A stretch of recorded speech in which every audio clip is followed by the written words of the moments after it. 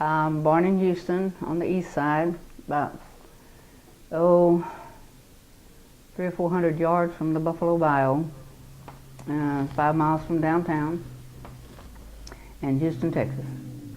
We did have a nice piece of land. It was 50 by 150. It was on 212 North Lenox, 2 bedrooms, a living room, a kitchen, and the dining room was in the kitchen, and a little extra porch. Mother and father separated because during the war, 1941, I guess my father went off to Fort Hood, and evidently he sort of got in trouble with another woman, you know, out drinking, carousing, whatever they did. But I guess my mother found out about it.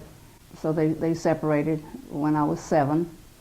My siblings were my sister Betty, Lorraine, and she was 7 years older, and my younger brother Jimmy Lee was 2 years younger. Mother and father had moved to Houston probably in 1925, as my sister Betty, the oldest, was born in 1927. My father had built a little playhouse that we were able to play in, had a front door and a window in the back, and we had little tables, and so we had a wonderful life. We had our bicycles that we could ride. We, you know, worked to make our living. We all worked, and then we didn't have people to do our lawn. We did it ourselves. We didn't have people to clean our house. We did it ourselves, and we always seemed to have food on the table and milk to drink. But my sister was a jewel. She got married and had Nina, and then Norma, and then Richard Keith, who was the son that was a hemophilia. So her life changed a lot because she found out when he was 8 months old that he had this hemophilia. Jimmy was younger. I always say he didn't have to do as much as I did with the house because he was the baby. He was the boy, and we played Red Rover, let so-and-so come over, and we played jacks when it was raining. We played cards and battle.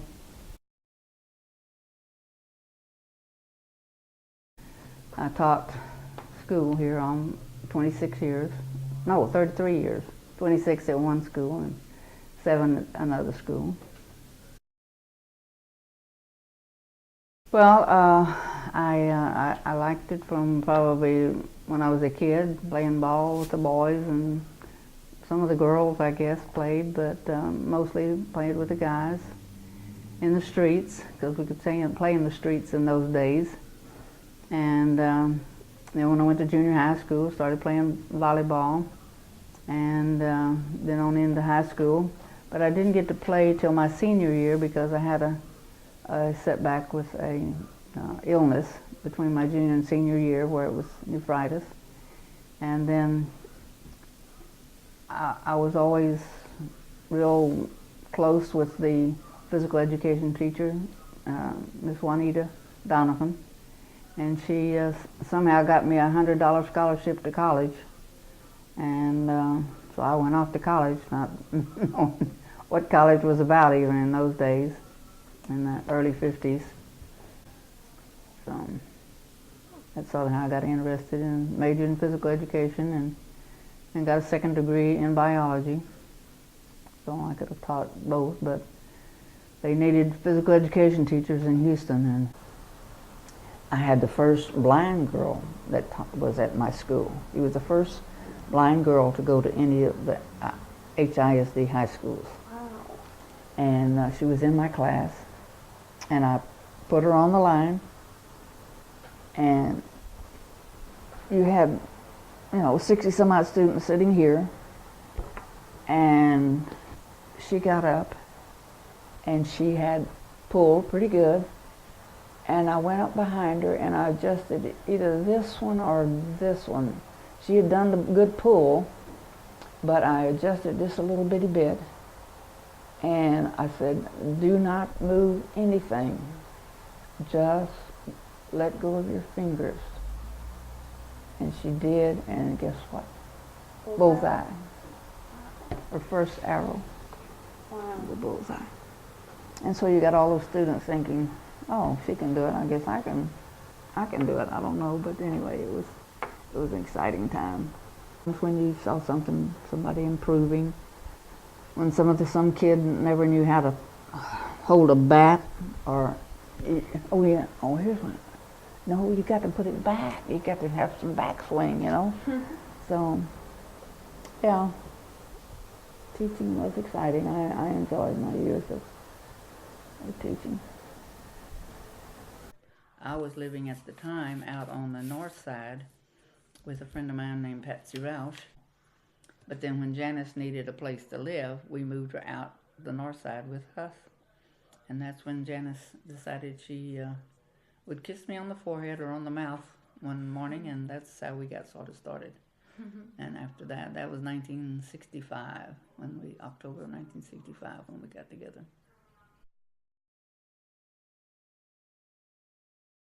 Janice and I have traveled in 5 different campers since '75, and we would take 2 weeks or 3 weeks, and depending on her vacation, because I usually had, all summer.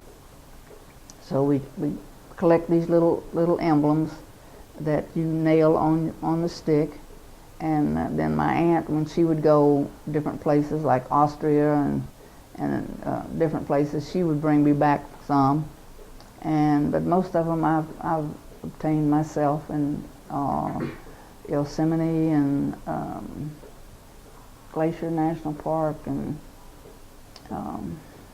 Appalachian Trail and Lyndon Baines Johnson and Palo Duro Canyon and Seminole Canyon, and just every state park or national park that we've been in through the years.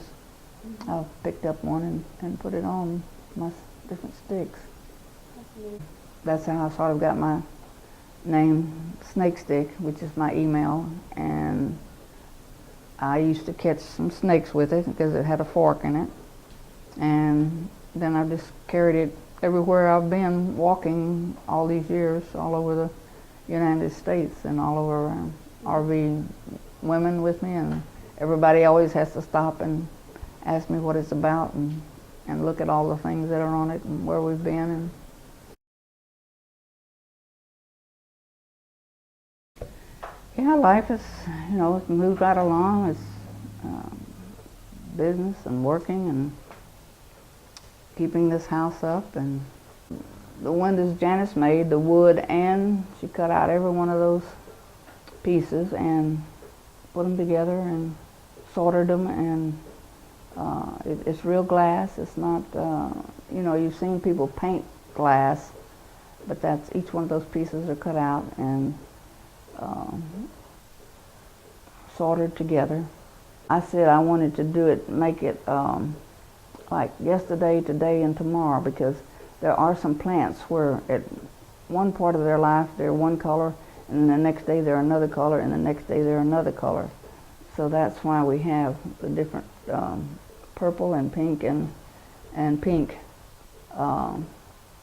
flowers, because it was yesterday, today, and tomorrow. Janice delivered all 300 houses in front of us, and so a lot of the people would come by, and when the lights were on, they could see them and know that she was a talented person. We've had 5, and I don't know, everybody would give me Scottie dogs, and then of course I had the pictures of my very first one, which I was, that was a period when I got my first one, was '62. That was right after June had left me, and you wanted to have some kind of companionship, and so the dog was it, and he went with me everywhere. A lot of my dogs I had taken to school with me. I would just tie them to my desk, because we had an office for PE. It wasn't like I had a classroom, so I would tie him there or put him in the bathroom, and on my break, which I had, an hour break, I would take him walking around the track or take him outside, and just, I don't know, all my father, my mother, my sister, my brother, myself, we've all been called Scotties at a certain period of time in our life. And, you know, Scottie dog mats and Scottie dog door knockers to keep the doors open. And then I started collecting them for Christmas. And one Christmas I made it, you know, the big tree, which we put here. And I put so many Scotties on it. I think there were 88 Scottie dogs at that time. And probably some more in the box now. But I would have everybody that came over to see the tree and have parties and things that we did have. Santa Claus was a special time at our house, you know. My sister, she would spend a lot of money on us too, because we were, you know, a lot of people thought my sister was our mother, because different places they would take, my sister would take us. They thought she was our mother, but she would wrap us up a lot of different things for Christmas. And we had one corner, a tree in the corner that somehow the electrician had put in a plug, and it bypassed the box, so it was on a free electrical place, and so we always had our Christmas tree in that corner, bypassed the box.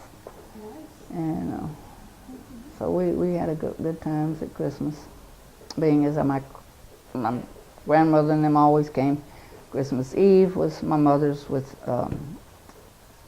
chicken spaghetti, and everybody came over to our house on Christmas Eve. And then we'd always go back to Park Place, to my aunt's house, to have eggnog, which we were not privileged to have, of course, because my uncle put a lot of booze in it. But my aunt always made a section for the kids, eggnog.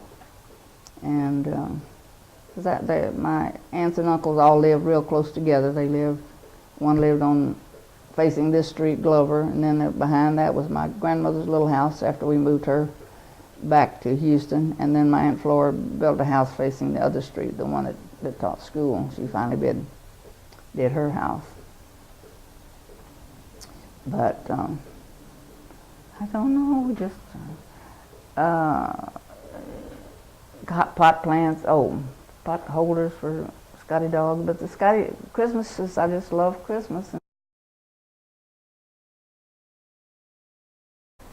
Well, most of my activism didn't take place until after I retired, of course.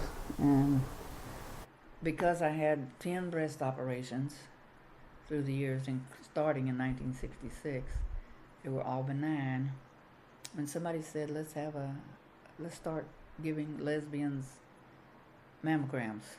So we got together and we got MD Anderson to come with their truck, and then we had people in all kinds of buildings, all kinds of places around the city, up on the stage at the multi-service center, and put a little curtain up for the girls to get get draped. And I was on the board there for then 20 years, and worked with them to have free mammograms for the lesbians. It was anybody could come in. We wouldn't say, they didn't have to say they were lesbian, but they had to be insurance poor, so to speak. And then we not only started mammograms, we started doing pap smears. So then we got involved with Legacy, and they started doing our pap smears. And then I had known about our sisters, and so when I dropped out of, or stopped doing LHI, when I realized it had a strong person to take the helm, then I said, well, I'll go to our sisters because I know they need people. And so then I got on one team, and then I think I probably went to 2 old lesbian organizations at their national gathering in Minneapolis. Spry was seniors preparing for their rainbow years, and we used to meet at the Montrose Counseling Center every Monday and talk about some subject that was, be it, what's going on in your life, or, is there a game going on, or talk about death and dying, or burial, or how you felt today. We always did a check-in. How you feeling this week, or what kind of problems are you having at home? When I was 55, and that's about when I retired, when I was 55. Right after that, I found out about the senior games. So then, when they had the games, so I could participate in all of the different sports, and I won medals. But then there was shot discus and javelin, which I had never really done. I tried to teach one of the boys that was out trying to do shot at school one time, and then the discus, and so I won shot discus and javelin, and I won the table tennis, and we played singles, we played doubles, and like I said, I have like 300 medals on the sports locally, from the different sports, table tennis and the shot discus and javelin, and that was they're all under the bed, just about. But then from there you progress to state, and I would play and get a few medals in I don't know what all they are in state.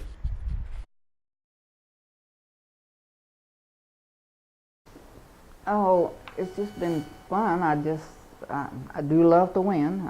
I go for the goal always, and you always think, gosh, I wish I lived back when, when they had real competition in college, and they have the softball now, and they have the national pro fast pitch teams, and gosh, wouldn't you love to be on one of those teams? And even though they probably still only make pittance amount of money, that it would still be wonderful to be able to just to travel and play the sports that you love. And so that's how I did with my senior games. I just love to compete, because I've taught I've taught all of those different sports to 300 students a day, and I hope that they all remember me trying to teach them the right way to play, and the right skills to be able to play the games competitively. All right. Well, I think that's all I got. That's all I can think of. Really, I guess. Yeah, well, thank you so much. Well, thank you. It's been. I enjoy all of it. I have too.